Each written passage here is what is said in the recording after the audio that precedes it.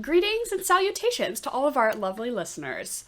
Welcome back to The Swamp. It's our podcast, and it's an acronym. Stands for some whack-ass movie podcasting. And today, we're coming at you with a really iconic and important film, because many of you would think that we were gonna save this, because we did Shrek 1. You know, our podcast is called The Swamp. It is canonically probably the movie that overlaps with our branding the most, right? And so we did Shrek 1 for our 1-year Swampiversary, the 1-year anniversary of the podcast, and many would think that we would save Shrek 2 for our second Swampiversary, but no, that's tired, that's broke, and we were not going to do the predictable thing. I'm sure so many of you were just hemming and hawing and just really thinking hard about what we were going to do. But so we've decided to round out Sequel September with the greatest sequel film ever made. I'll say it with my chest. Fuck The Godfather 2. I mean, there are great sequels out there, don't get me wrong. This is the best. In my, when it comes down to it, this is the best sequel. This is it. Film ever made. So we're covering Shrek 2 this week, obviously. And we'll do some other, swamp-related... Well, I'm open to suggestions for, swamp-related things for our second-year Swampiversary will be in February. So we've got, a minute to go. But if you can, I don't know, think of another swampy-related movie for us to do, because we're foregoing the Shrek tradition, because God knows I'm not fucking covering Shrek 3 on this podcast. No. See, the only thing I, would do Shrek 3 for is just for that one scene where the king is dying, and they're, in the middle of having an argument or something like that, and Shrek's like, someone better be dying, and then it cuts to him, and he's like, I'm dying. So Shrek corny, 3, but so good. Shrek 3, I think, has, a handful of, meritable moments, but overall, trash. Shrek 1 was the greatest film ever made, and then somehow they made Shrek 2, which was then the greatest film ever made. And then Shrek 3 was trash, Shrek 4 was trash, all of the, holiday-related sequels have been trash. I cannot tell you a single thing about any Shrek franchise beyond 1 and 2. That is all, canonically, to me, only 1 and 2 exist. Yeah. Mm-hmm. It's because Mike Myers' ego just got so big for past this that it just killed the rest of the franchise. Yeah, it'll happen. But what are you gonna do?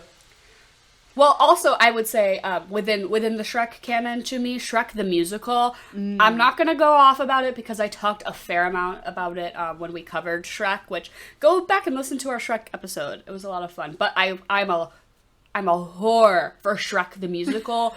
I'm pretty sure it's available to watch on Netflix. They just have filmed the whole Broadway thing, and you can just watch it on Netflix. It's so fucking good. It's just as good as the movies. And they go into, history and, lore and stuff. Ooh. It's really good stuff. But... yeah, we're covering a Shrek 2 this week, and I think we both would similarly have the same history of, that we saw this when we were children, and recognized it as a child as being oh, this movie fucking slaps so hard, and then all through adulthood just continue to recognize that as fact. Yeah, basically. That's exactly how it went. I definitely like this movie better, too, which is, might be a hot take. I don't know, because I know, Shrek is so iconic in itself, you know what I mean?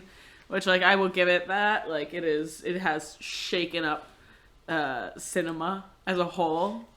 We would be in an entirely different world if Shrek didn't exist. But this movie is the one that really does it for me. It really scratches my brain, gives me a hug, gives me a kiss, tucks me into bed. I love this movie. Yeah, before we started this, you said that you're oh, it might be controversial, but I think this one is better. I don't think that's controversial because I wholeheartedly agree with you that I do think that this is just objectively... Shrek 1 is amazing, but Shrek 2, I think, pound for pound, is funnier. To me. Yeah. It takes all of the space in Shrek 1 that was taken, establishing, the, the setting and the characters. We don't even need to do that here anymore. We can just get right down to, like, the jokes hit so hard. Every single line has, like, a double meaning or joke to it. Every visual thing, there's always something funny happening on screen, and every joke fucking lands. Like, yeah, every single one. Without fail. And to me, this is, both Shrek 1 and Shrek 2 both do this, where it's the perfect blend of humor that children will get, but also humor that adults will get, but also not, like, going over the kids' heads. It's, like, still funny to a kid. Like, specifically the scene that really stands out to me is when they do the parody of, like, the cop show. So like, so and they're... good. And, like, as a kid, that's still really funny and exciting, but then as an adult, you realize that they're, like, grinding a pepper grinder into his eyes, and, like, that's pepper spray, and that's funny. And as a kid, you might not get that, but you still think it's fucking funny. Like, it's still absurd and ridiculous. And I think so many kids' movies try to do the, like, we're gonna throw in a joke for the adults here. And it just, and as an adult, it just feels, like, tired. But with Shrek, it's like, it's working for both.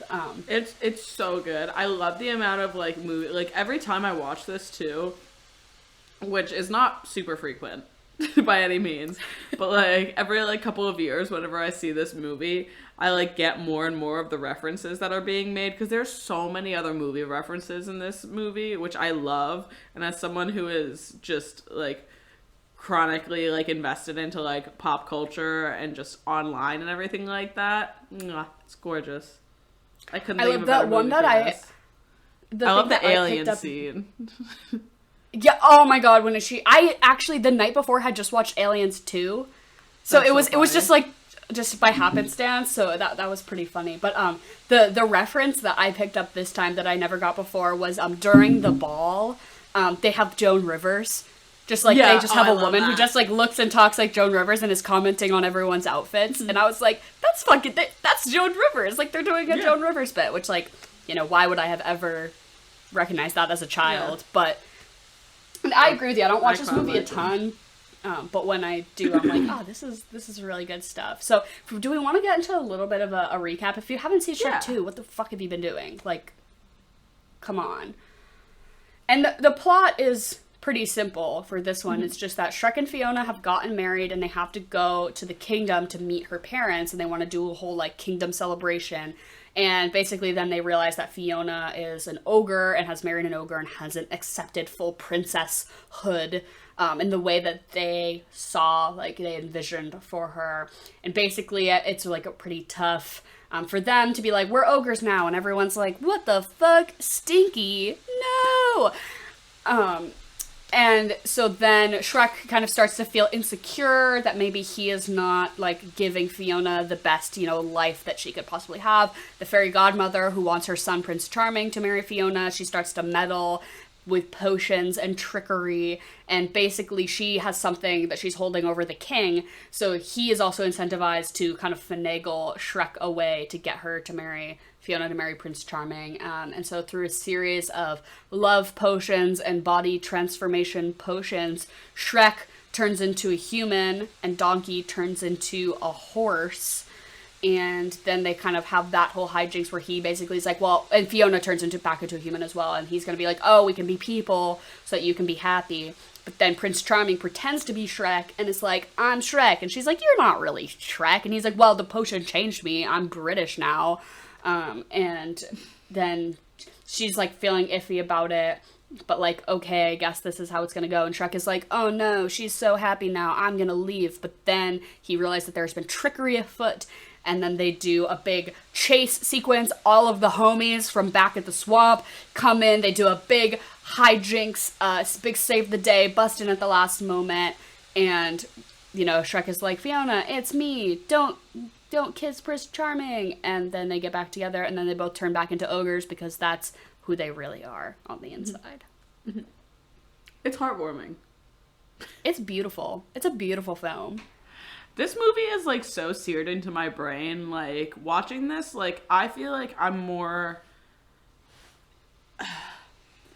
I feel like it's just... I have, like, so many more memories of this movie than this first movie, honestly. And maybe that's just me and, like, how many times I watched as a child.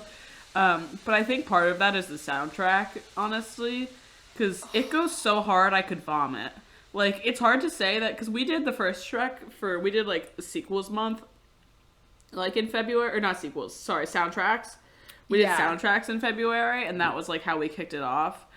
And this soundtrack, again, like, it's so good, I think it tops the first one. It has no right going as hard as it does, and that's what I think Shrek 2 does so perfectly, is that it takes all of the successful elements of Shrek 1 and either to the same level or elevation, right? Because the soundtrack didn't have to go this hard. The soundtrack to number 1 already went so hard, they didn't have to, no, but they stepped up, and this one has musical numbers. I was gonna say, the fairy godmother's entrance is so cunt. Her song... Oh my god. I would sing that in my car. I Need a Hero musical number literally changed the fiber of my being. I'm a different person after watching that. So a thing that happened to me, well, it didn't happen to me. I forced it upon myself. So for anyone who doesn't know, I went to grad school and I have my master's degree in advertising, which there's no reason. There's no reason for anyone to do that, really, but, you know, I still did it. And so I was taking a copywriting class, and we had to write an ad for those Listerine strips. They look like little LSD tabs, those Listerine strips. And so I wrote my whole ad basically to emulate the fairy godmother's I Need a Hero song.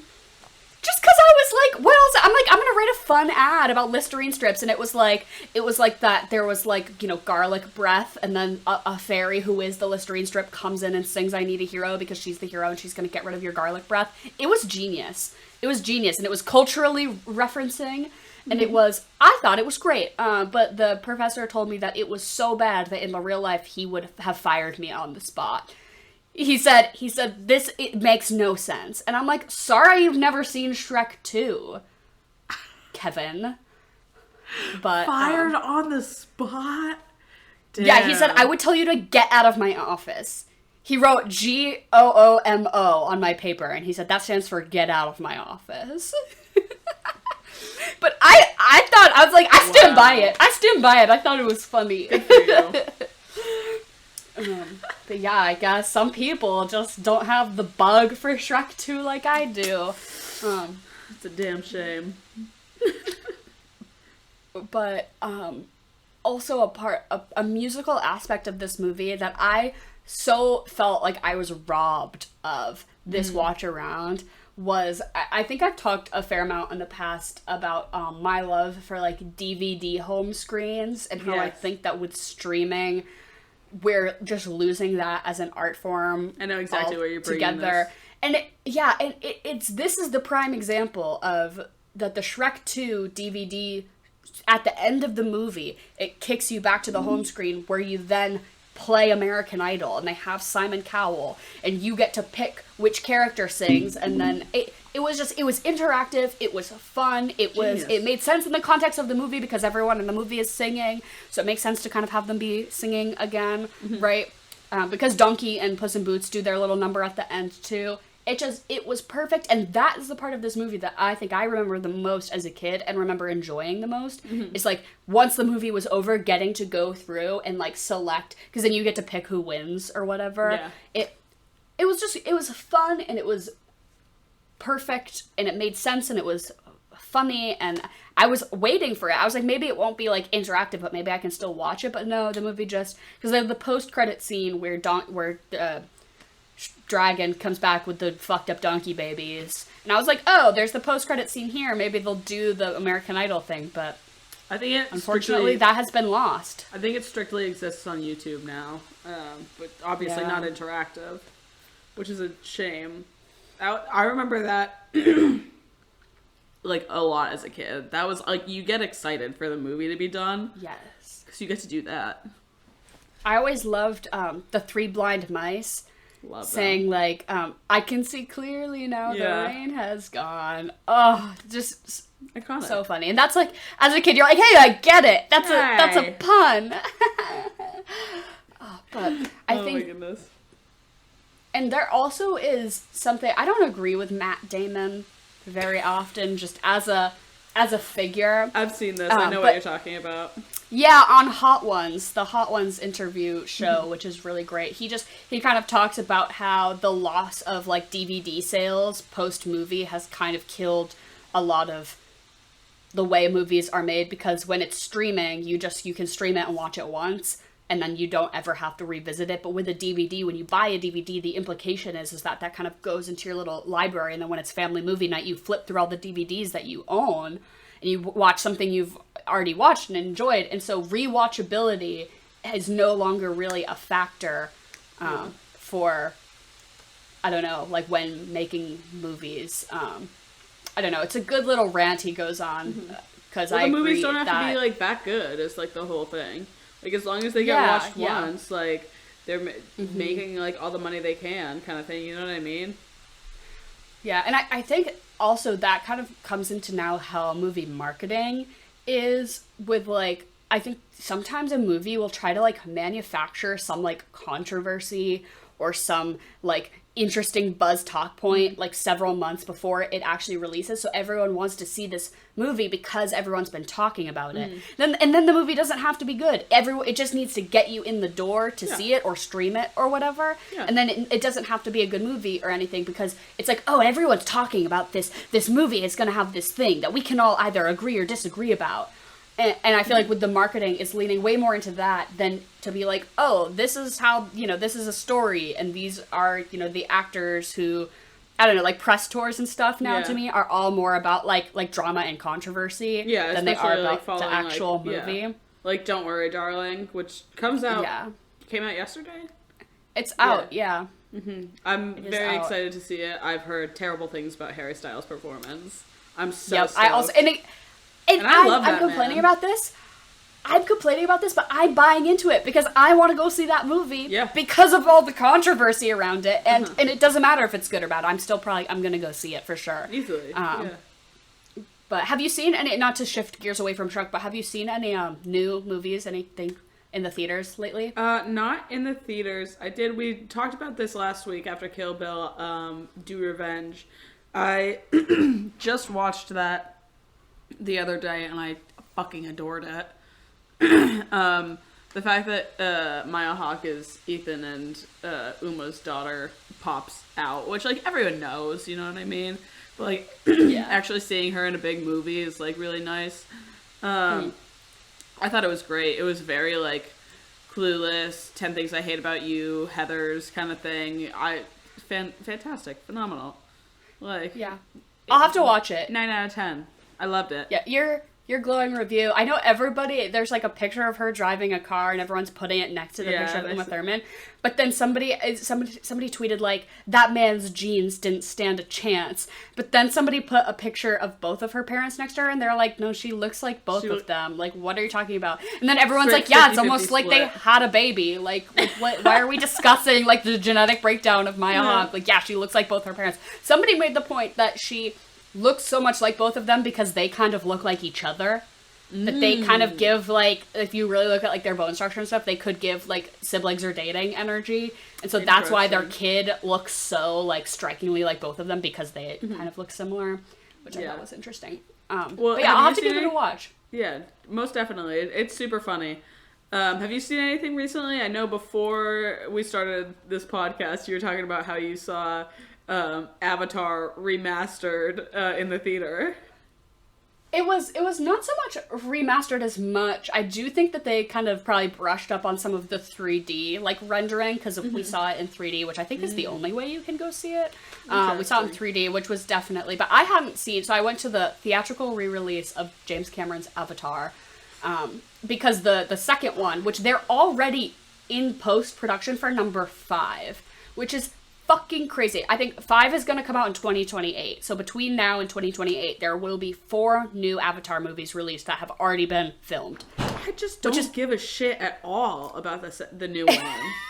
When does it come out? That's why, clearly, no, it comes out this December. So they clearly did the theatrical re-release to try to get people to, like, get hyped up about it. And I still don't care. But all my brother-in-laws were, like, jazzed about it. So I was like, yeah, I'll go see it. And it was, I hadn't watched it since 2009. Like, I think I saw it in theaters in 3D in 2009. Then I did not think about it again until yesterday. Because it's not a rewatchable movie. It's a movie that you have to see. It's very long. It's very long. You have to see it in the theater. You have to see it in the theaters. Mm-hmm. Yeah, which... Yeah, I guess if we're talking about rewatchability, Avatar does not really have that for me. It did make me... I'll probably go see the second one because the graphics... It actually did make me think about... so the difference between Shrek 1 and Shrek 2 is really different as far as, like, visual quality. I think if you watch immediately Shrek 1 and then Shrek 2, you'll be like, wow. Like, they clearly stepped up their...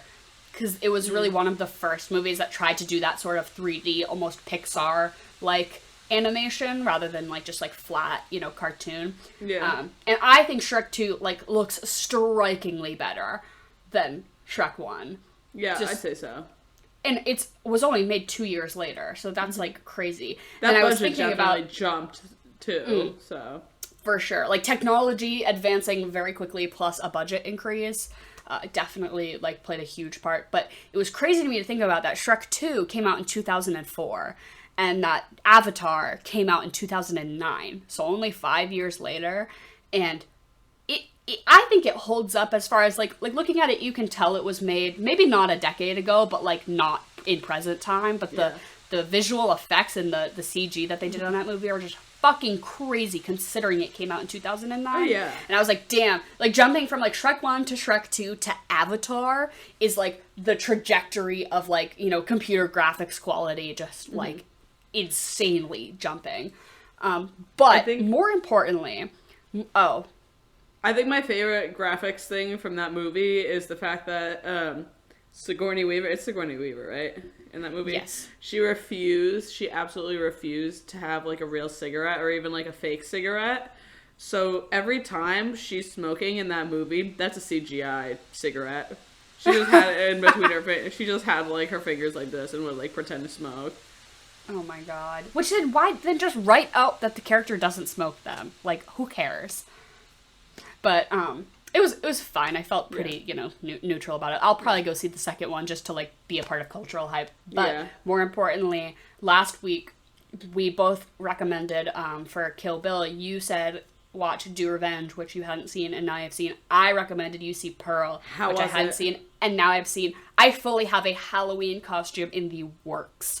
Yes. For Pearl, because of how fucking much I loved it.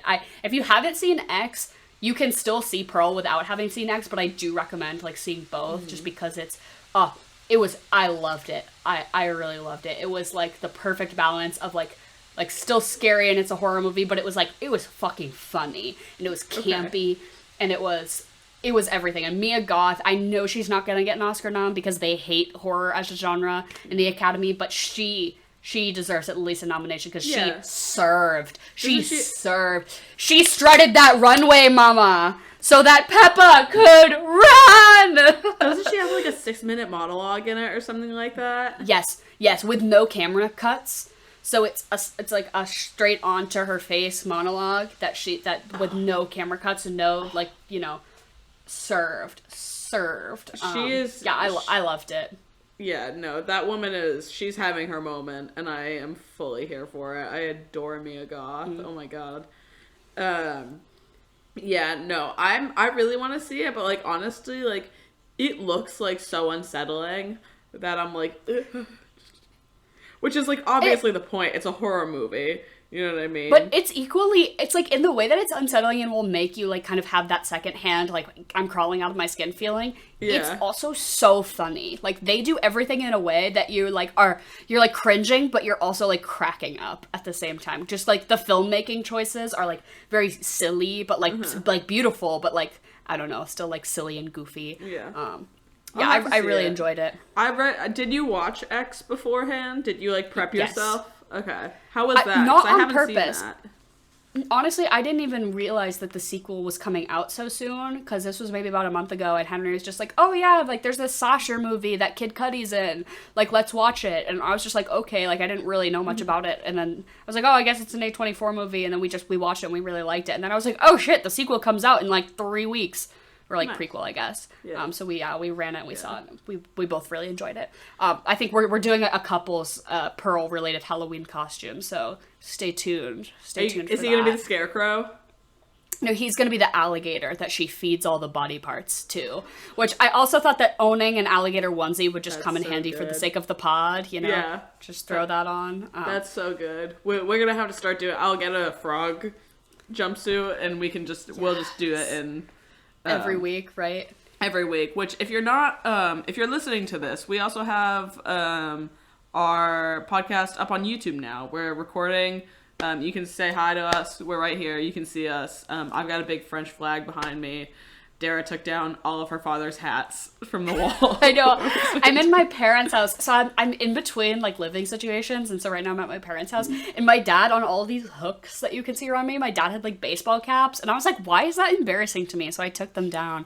But It's not our brand. It wouldn't have made a difference, really. Now they're just, like, these weird hooks behind me. But, yeah, if you want to come see what we look like, I wore this shirt specifically because I felt like it was kind of giving Prince Charming, like billowy white silk, I like love Prince that. Charming shirt. And you're wearing some of our old handmade swamp merch back when I used to hand print all of our t-shirts. Very iconic. If you want to peep, our new shirts, we go through a distributor and are not hand stamped, so they're a little bit better quality, but they're less rustic. I love this. I wear this shirt at least once a week. Love. But I guess let's get back to Shrek. Let's get back to Quick detour. the topic. Let's get back to the topic of the film. So we have some new characters and we get some old characters back in this movie. Is there any specific character, new or old, in this movie? Because it's a very, like, character heavy film because we've got so fucking much going on. Is there any, like, character that just, like, does it for you? Because there certainly are a few for me. The ugly stepsister who is like the bartender at the pub. Yes. I love her. Icon. I love her. I want her and the big bad. Is he like the big bad wolf or is it just the wolf? Yeah. I want those two to big get bad together. wolf. I want them together. It seems like just like a really like gender neutral relationship. You know what I mean? If Right, that was it makes like sense, T you know- for T? Yeah, T for T. On Tinder. I do think that would constitute as bestiality, though, Emily. So I don't really know if we should condone that. I but don't feel this any universe, type of way about this in this universe, considering that Donkey and Dragon have some fucked up little donkey dragon That's babies. true. I'm really not That's worried. Fiona would have a fucked nightmare. Shrek, like, if she was a human and he was an ogre. You know what I mean? I guess, yeah. Who's to say? And I guess the dad is a frog. That Dad's has a been frog. disguising himself as a Yeah. guy. Come on. Which it seems like the wife didn't know. And I'm like, you didn't She know was he so was a fine frog with this it. whole time? She was so fun. Yeah. She, like, actually really know that liked that's- it. Julie Andrews, That's yes. Julie Andrews. This is we started off this month with Queen Julie Andrews, and now we end it with Yeah. Queen Julie Andrews. With Queen, yeah, so true. But her part is so minor to me. I'm like, they really did not utilize her. Like, the mom is such, like, a background character. I know. Tragic. She should have had a musical number. Slay. I would have slayed. But, love that- obviously One thing that I do love is that when the king goes back to a frog, he has a little goatee still. which I think watching it back, you're like, that man does have frog-like features. Like, Yeah, as a that human. is a frog. Like, there's something frog. Yeah, that's a froggy man. But yeah, he's got his little goatee. It's a froggy man. Peeps. It's a froggy looking man. It's a froggy kind of guy. I love those. But I think, Sorry, you go. no, as far as, like, queens who slay, though, like, the fairy godmother really comes in and takes the cake. Obviously. I as love an far evil as- woman. I love an evil woman. She's That's a Scorpio. Also, like, yeah.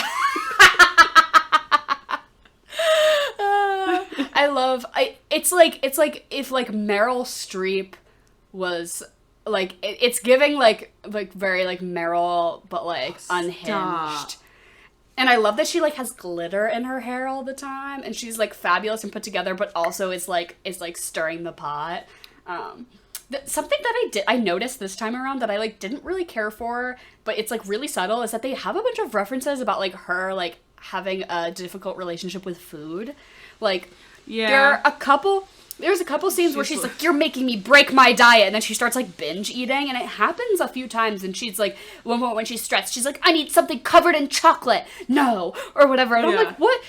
I'm like, what is this like weird like undertone of like her like binge eating? Yeah, it was like I just picked up on that, and I was like, I feel like diet culture around that time was like really like fucked and bad, which I mean like it still is, but like you know what I mean. It was very much like sort of around the height of like Weight Watchers and Jenny Craig and all that shit, so it felt like very like culturally relevant. I think to be like this woman has an eating disorder, even without saying this woman has an eating disorder.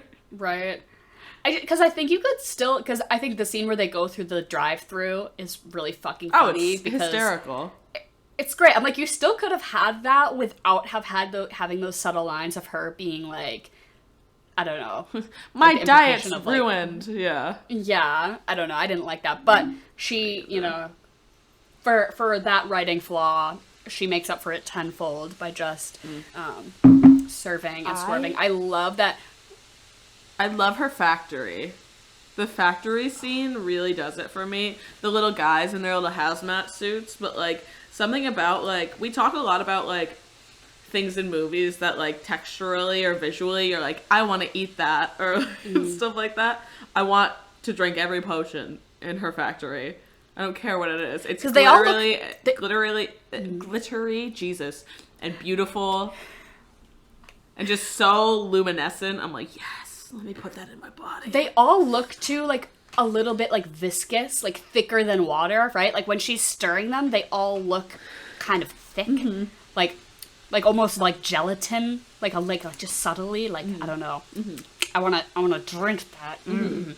I love all the little guys look like the Among Us guys, which is like so ahead of its time. Yeah, really icon. But my favorite is that when they're breaking into the factory, they like try to get past the front desk guy, and he's like, "Fuck you," and they're like, "No, we're from the union. We're here to like inspect the safety measures. We're from the union." And he's just like, "Oh, okay, yeah."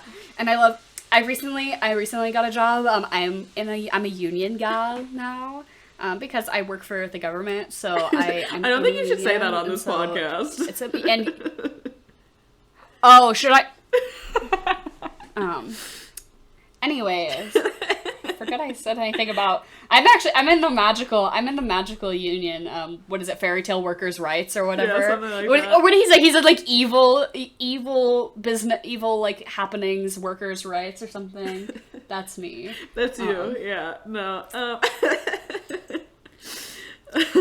No, that's one that I really liked this time around. I'm like, oh, gotcha. That's funny. Which I felt like I as a kid, or at least when I was going into it, I like understood it, but I didn't get get in a while. It. Like as a kid, you know what I mean? Yeah, and that's one of those things that's like a joke for the adults that the adults will genuinely think is funny, but the kids still like can enjoy it and not like be like, oh, that was something not for me, you know. But I always thought that the I Need a Hero music number was gonna happen in the factory, but it's a different musical number with hijinks. But for some reason, like when I was watching, I was like, oh, it's about to happen. Like it's about to happen. And I was like, oh, and then I was like, when is this gonna happen? And it's much farther down the line than what I had been anticipating. Can I talk about one character that I really didn't care for that much? Was Puss in Boots. Is it gonna be Puss in Boots? Yeah. As a kid, it hit. He's very much a character for the children, I think. And there's like a couple of gags that you're like, okay, yeah, funny, whatever. But it didn't smack for me like it used to. Because he fully for the children. And again, another one fully for the children was Mongo. Is that what his name was? The giant gingerbread man. I was gonna say that as far as like new characters that to me slap is I'm like, cut Puss in Boots. I don't really care. Yeah. Give me more Mongo. I loved Mongo. It's so silly. I love him so much. His death scene was devastating as a child. Yes. Absolutely devastating. What if he says like to little Gingy as he's dying, he says like, be good. Yeah. Or something. Like just like really. Oh. And then not to hard reference back, but as you said, textural things in movies that itch my brain, specifically from the first time I ever saw this as a kid, seared into my Is it the brain foam? chemistry. No, his gumdrop button when it gets lit on fire and then falls off and it's like a sugary flaming gumdrop, and then he picks it up and throws it back and then it kind of melts and explodes on impact. I have never wanted to just sink my teeth into something that's on like blue and flaming and crusty with sugar. Oh, I love the way that they animated that. It just, it makes me tingle. So good. Oh my god. Yeah. I also love, if we're talking about Mongo, his scene where he's, stomping down, what is it, Far, Far Away? Is that the name of the city that they're in? He's stomping down it and he picks up the big Starbucks cup that's on top of the building. Well, it's called like something else, but it's like obviously a Starbucks reference. And all the people in the Starbucks are screaming and they run out of one Starbucks and into another Starbucks that's directly across the street. So funny. It's like that's what every joke just hits, because they took the opportunity to turn every visual thing into a funny gag. And having all the people run from one Starbucks to another that's directly across the street is just like hysterical. Such a funny little commentary that just, I love it. Genius. Actually genius. One thing that I didn't think was going to be as funny this watch around as it was as a kid was there's this scene where all of the fairy tale creatures from the swamp come to like rescue like Shrek and Donkey and everything like that. So they've been like locked away in a tower kind of thing. And they're like doing this, it's like Mission Impossible styles kind of shit, right? And Pinocchio comes down like with his little like puppet arms on like strings and everything like that. And they go and he's like, oh, quick, tell a lie. And Donkey's sitting there and he's like, say you're wearing women's underwear. And he does, and his nose doesn't grow. And they're like, wait, are you? What's up? And he's like, started being like, no. Obviously his nose starts growing and everything like that. But just the one line, I forget who it is. If it's one of the pigs or whatever it is. But like, they just like pull down his fucking pants and they're like, he's wearing a thong. It's a thong. And he goes, no, they're briefs. And his nose continues to grow. So funny. This movie does, like, get me into the sort of, like, blue humor.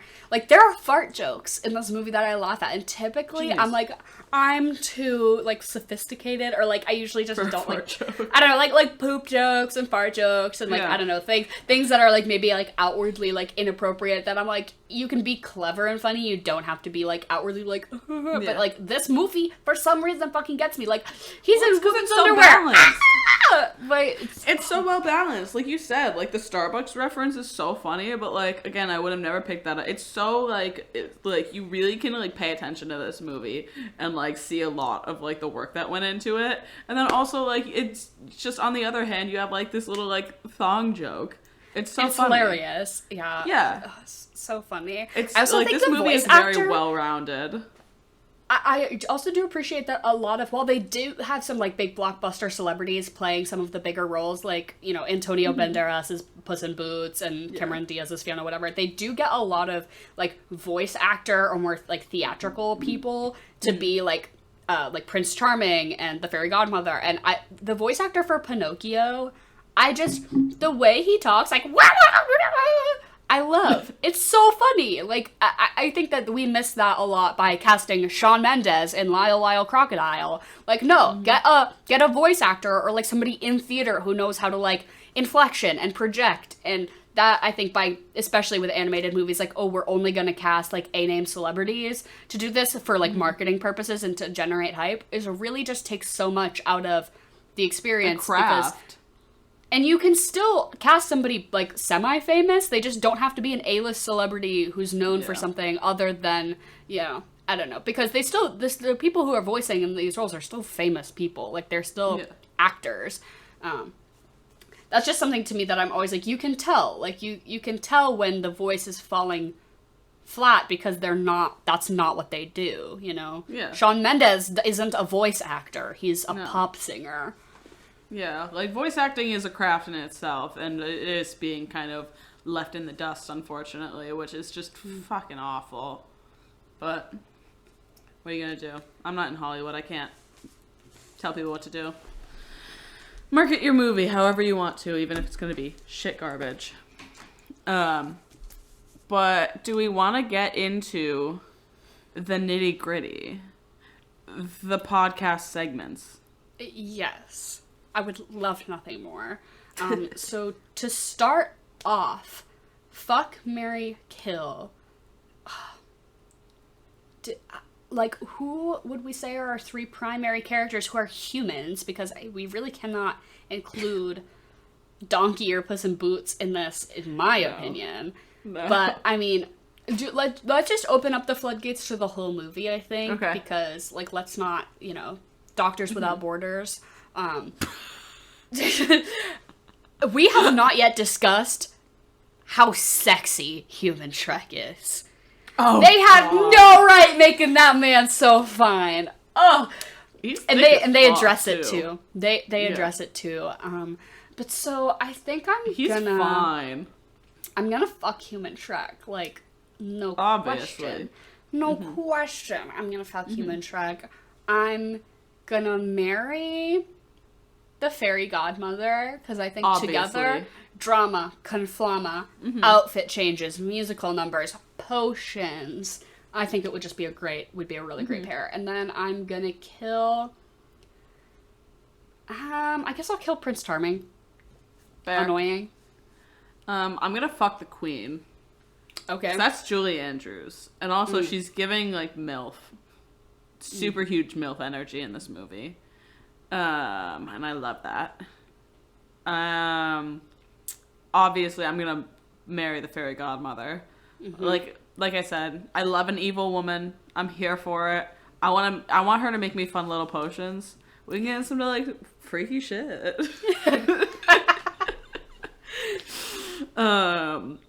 Yeah, and I'm gonna kill her. I agree with you. I'm gonna kill her son because I'm like, we don't need that drama in our life.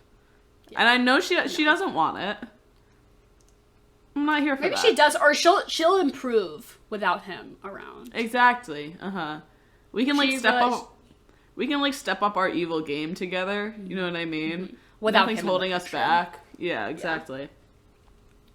Yeah. And what are you gonna eat and drink with this movie? So I think that there's a lot of really great onion and garlic imagery happening in the carriage that they ride in the beginning. It's like either like kind of an onion bulb, and obviously like we got the onions have layers reference from the first movie. It's very prevalent, and also that like ogres are stinky and smelly and whatever. But also there are other scenes in the movie, like when they're in the back of the bar, there's like all of these like bulbs of garlic like hanging down. I don't know, we just get a lot of that imagery. So I think you make your own onion dip. Store-bought is fine. Like, you can get the, the store-bought onion dip and chips, whatever. Like, it'll probably scratch the itch. But I love a homemade onion dip. You caramelize the onions. You maybe roast some garlic. Just get it really, get those spices in there. A homemade onion dip, I think, would really suit with this movie. And then, as far as what to drink, it's super simple, like really visually referential, but a gingerbread martini or like a gingerbread themed drink. I know seasonally a lot of rum, like spiced rum, will put out for like Christmas, like gingerbread flavor. I know Captain Morgan does, and in the past I've gotten it. It's a little too sweet for me, but I think maybe if you mix it right, it might, you could tone it down with some other things. Again, I don't really understand just calling something a martini because you put it in a martini glass, but some sort of like gingerbread spiced rum drink, and then you could rim it with, I don't really love gumdrops personally. I find that like licoricey flavor to be off-putting, but some sort of fun colored sugar rim, right, to do like a mango gingerbread drink, I think could be really cute. I like that a lot.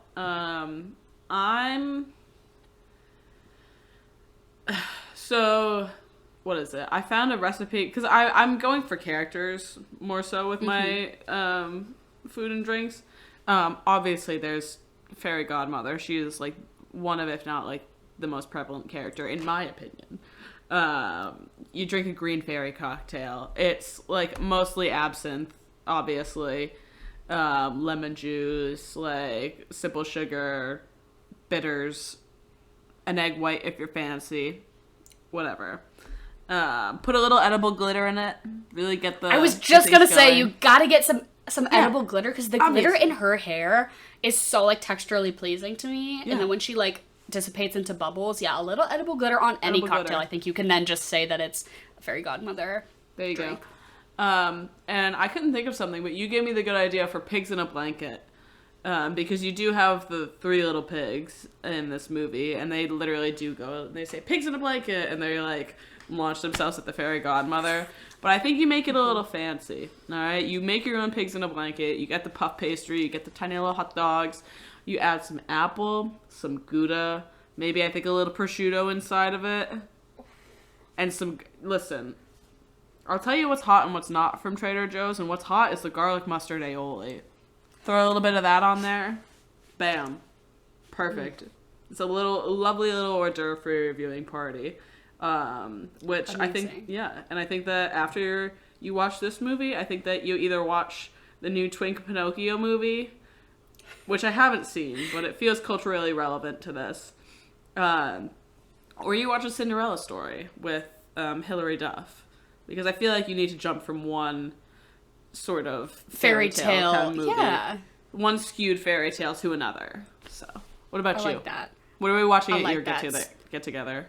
So I'm sticking sort of with sequels, and specifically this movie was the highest grossing movie in 2004 and also remained the highest grossing animated film until Toy Story 3, which was many years later. Yeah.